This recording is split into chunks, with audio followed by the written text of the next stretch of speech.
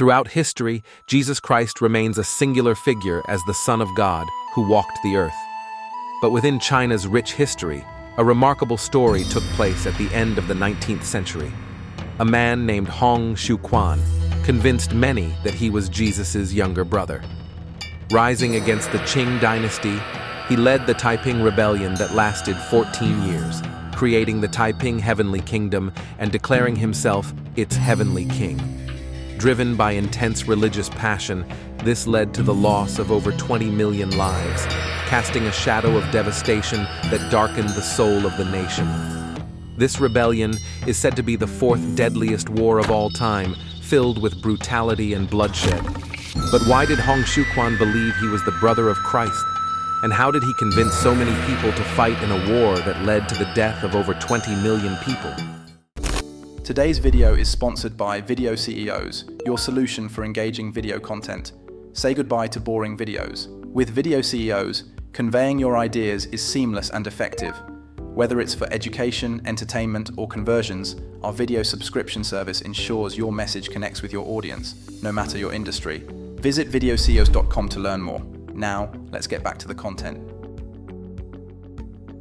In the province of Guangxi in China, an extraordinary assembly called the God-worshipping Society existed within the lush green scenery and crowded markets.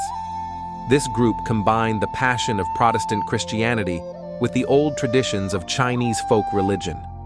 Hong Xiuquan led them, a man who had visions of traveling to heaven and meeting various figures, including God and Jesus. In these visions, he believed he was commissioned by God to get rid of China's corrupt rulers and establish a new heavenly kingdom on earth. His interpretation of these visions led him to believe that he was the younger brother of Jesus Christ, tasked with fulfilling a divine mission. He began to preach his beliefs, attracting followers who were drawn to his charismatic leadership and the promise of a new religious and political order. Over time, Hong's claims about his divine mission and his connection to Jesus gained support among his followers, eventually leading to the formation of the Taiping Heavenly Kingdom and the Taiping Rebellion. The society's beliefs were complex yet pioneering. Members viewed themselves as God's children, redeemed by Christ. Hong Xiuquan, humble yet resolute, claimed to be Shangdi's second son, not through noble birth, but through divine vision. Alongside trusted friends Feng Yunshan and Yang Xiuqing, he embarked on a mission to eradicate demon worship and establish a kingdom of divine righteousness. They started with secret meetings and passionate talks. Feng Yunshan, inspired by Hong's ideas, shared the group's teachings in Guangxi, lighting up people's faith. As more people joined, they became even more determined to shake things up. They didn't see themselves as troublemakers, but as leaders of a fresh faith, bringing back the old respect for Shangdi that got lost under Confucianism and the empire's control. As time passed, the society grew, as farmers, miners, and those disillusioned with the corrupt rulers joined. When Hong regrouped in the Thistle Mountains after encountering obstacles in his struggle against the Qing government, the situation took a decisive turn.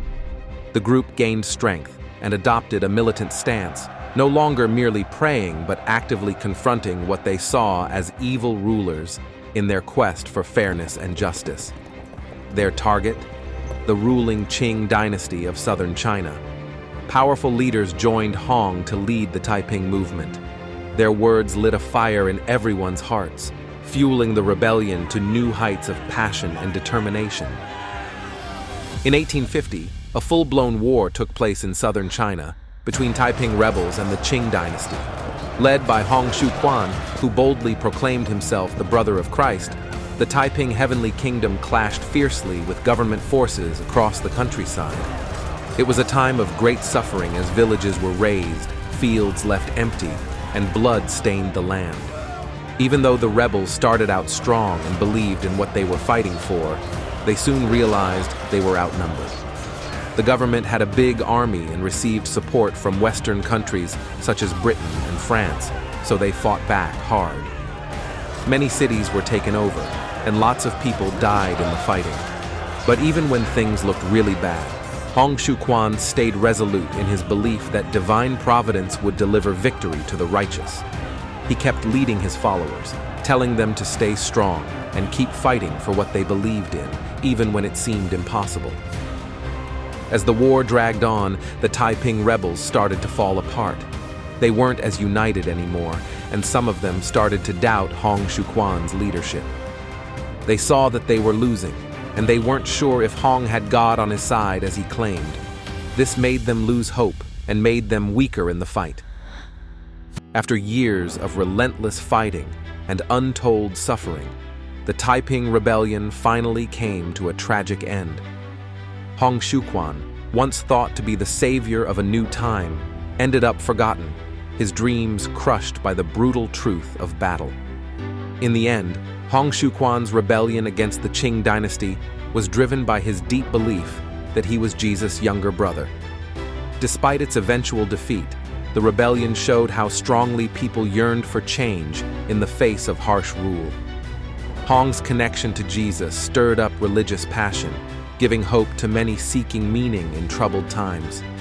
His legacy as a brave leader and religious figure lives on, inspiring others to stand up for what they believe in.